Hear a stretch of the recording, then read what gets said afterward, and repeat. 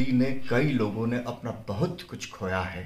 Corona एक ऐसी महामारी थी या कहें कि एक ऐसी त्रासदी थी जिसने जीवन का दर्शन जो है वो एक नए सिरे से करने पे मजबूर कर दिया। जीवन की परिभाषा को बदल दिया कोरोना ने। कई ऐसे परिवार हैं जिन्होंने अपना बहुत कुछ खोया है और कई जगह ऐसी हमने देखी है कि जहां पूरे परिवार के परिवार खत्म हो गए कोरोना की वजह से। एक बहुत बड़ा मार्मिक उदाहरण देखने को मिला है। धार में एक तिवारी परिवार है जिनके 37 वर्षीय बेटे की पिछले साल 2021 में कोरोना से मौत हो गई थी। उनके बाद घर में बहू 32 वर्षीय ऋचा और इनकी 9 वर्षीय पोती बची हुई थी। कहते हैं कि जब बेटी की डोली उसके पियर से, उसके मायके से उठती है और उसकी अर्थी ससुराल से उठती है, यही उसका सफलतम एक महिला का जीवन कहा जाता है। किंतु एक ऐसा उदाहरण सामने आया है जिसने पूरे समाज को सोचने पर मजबूर कर दिया है और जिसकी हर तरफ जो है वो तारीफ की जा रही है। तिवारी दंपत्ति ने अपनी बेटी की नए सिरे से विवाह करके उसका पूरा जीवन जो है वो एक बार फिर से खुशियों से भर दिया है।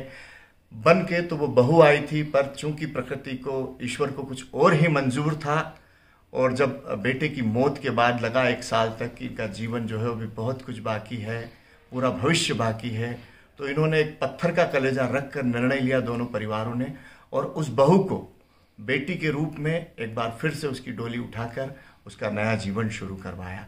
कोरोना काल की त्रासदी ने कई परिवारों की खुशियों को उजाड़ दिया। कोरोना के बाद पूरी दुनिया ने जिंदगी का एक नया सबक सीखा है। कोरोना से अपने बेटे को खो चुके एक परिवार की ऐसी दर्द भरी दास्तान जिसे सुनकर हर कोई भावुक हो उठे। हम बात कर रहे हैं धार के प्रकाश नगर में रहने वाले तिवारी दंपत्ति की, जिन्होंने 25 अप्रैल 2021 में कोरोना से अपना 37 वर्षीय बेटा खो दिया। बेटे की मौत के बाद पूरा परिवार गहरे सदमे में चला गया, क्योंकि बेटा शादीशुदा था और उसकी एक 9 साल की बेटी भी थी।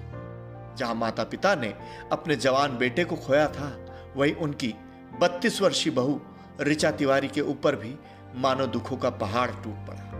अपने पति प्रियंक तिवारी की मौत के बाद ऋचा गहरे सदमे में चली गई थी। उसके सामने बहुत लंबी जिंदगी थी और अपनी 9 वर्षीय बेटी के भविष्य की चिंता भी, जिसे देखते हुए ऋचा के सास ससुर ने एक बहुत बड़ा निर्णय लिया और उन्होंने ऋचा की शादी दोबारा करने का फैसला किया। किंतु ऋचा उनके इस निर्णय से सहमत नहीं थी।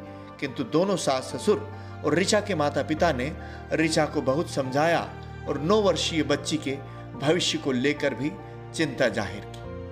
इसके बाद काफी समझाइश के बाद ऋचा उनके इस निर्णय से सहमत हुई और हाल ही में 3 मई को अक्षय तृतीया के दिन नागपुर में ऋचा की शादी नागपुर के ही एक बिजनेसमैन वरुण मिश्रा से करवाई और सास ससुर ने इस बार अपनी बहू को बेटी के रूप में उसका कन्यादान किया और उसकी जिंदगी में फिर से खुशियां भरने की कोशिश की। ये शादी पूरे रीति रिवाज के साथ हुई, जिसमें घर परिवार के सभी लोग सम्मिलित हुए। ऋचा को दुल्हन बनाकर बेटी के रूप में विदा किया गया। इस लम्हे के दौरान वहां मौजूद सभी लोग भावुक हो उठे। सास ससुर के इस निर्णय की पूरे समाज ने सराहना की और समाज के लिए इसे एक अनुकरणीय उदाहरण बताया। सास ससुर ने खुद ही पूरे रीति रिवाज के साथ सारी रस्में निभाई और बहू का एक बेटी के रूप में कन्यादान किया। तो उसके बाद उसकी लाइफ, बच्ची हमारी जो बहू थी, मतलब पहले उसकी लाइफ इतनी बड़ी थी, उसकी जिंदगी मतलब सुरक्षित रहे और समाज मतलब ठीक सा रहे, देखे सही निगाह से देखे, इस हिसाब से हमने उसको डिसीजन लिया कि मतलब उसको पुनर्विवाह कर देना चाहिए। वो भी किसी न किसी मतलब बहुत ही हमारे यहाँ, लेकिन अब लड़की बना के, एक ही बात है वो, तो लड़की बना के हमने उसको मतलब विदा किया और वहीं अपने नागपुर में रह रही हो जी। तो ये शादी कब हुई? और अभी 2 तारीख को, 2 और 3 तारीख को, मतलब जिनसे शादी हुई है वो कौन है, क्या करते? वो भी हमारे समाज के रिलेशन में ही है और पूर्व परिचित है और उनकी भी पहली शादी थी, तो अच्छा परिवार था, वो भी जाना पहचाना परिवार था। वहाँ पे उनका बिजनेस है 2-3 तरह का, मतलब जैसे कमोडिटी वगैरह है या और जैसे कोयले वगैरह का बिजनेस करते हैं।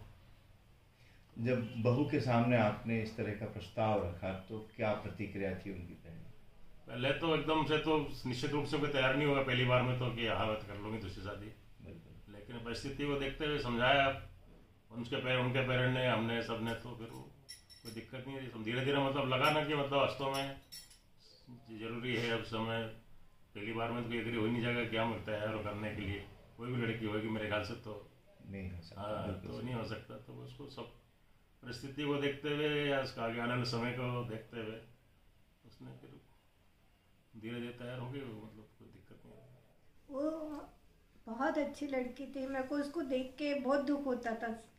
मैं चाहती यही थी कि कहीं कोई अच्छा लड़का मिल जाए, इसकी शादी कर दूं, मैंने कर दे। हम लोग दोनों परिवार यही चाहते थे।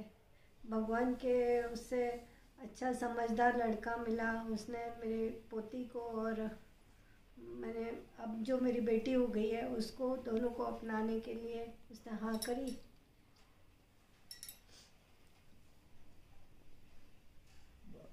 क्या बातें हुई, उन्होंने कहा होगा कि कब कब आएंगे वो, आपको क्योंकि कमी तो काफी महसूस होगी। नहीं, वो मैंने जो हमारे दामाद हो गए वो बोलते हैं आपको मैं उस जगह की पूर्ति तो नहीं कर सकता, लेकिन मैं जहाँ तक होगा वो वैसा ही बनूंगा, और मैं समय समय पर दोनों को, ऋचा को और आन्या को लेकर के आऊँगा, आपसे मिलाऊंगा, आप भी आके रहना वहीं पे, अच्छा लगेगा आपको। बहुत समझदार हैं उनके पेरेंट्स भी और वो भी।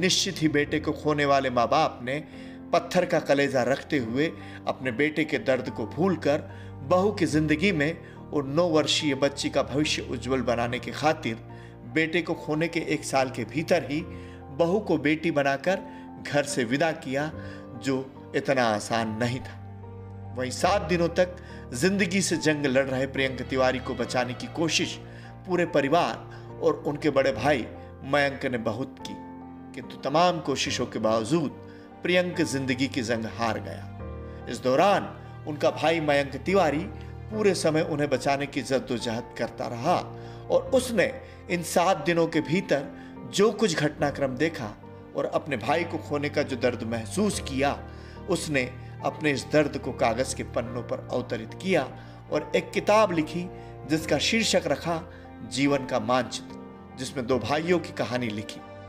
मयंक एक सॉफ्टवेयर इंजीनियर है जिसने कभी कोई लेख नहीं लिखा, किंतु इस दर्द ने उनके भीतर जो सदमा दिया, उन भावों को उन्होंने पन्नों पर लिख दिया। धार में प्रियंक के माता पिता दोनों ही अकेले रहते। बेटा मयंक भी हैदराबाद में जॉब करता है। प्रियंक भोपाल के पास मंडीदीप में एक सॉफ्टवेयर कंपनी में जॉब करता था। प्रियंक की मौत के बाद कंपनी ने ऋचा को वर्क फ्रॉम होम की जॉब दे दी। प्रियंक के पिता युग प्रकाश तिवारी धार के SBI बैंक में अधिकारी थे और अब रिटायर्ड हो चुके हैं। अब वे और उनकी पत्नी अपने बेटे की यादों के साए में अकेले ही रहने को मजबूर हैं। बेटे का जिक्र आने पर उनकी आंखें भर आती है। वहीं दूसरी तरफ प्रियंक का अपनी माँ के साथ खूब लगाव था, जिसे याद करके माँ की आंसू में भी आंसू छलक आते हैं। उन्हें जहां अपने बेटे की मौत का दर्द है, वहीं बहू की जिंदगी फिर से बस जाने की राहत भी।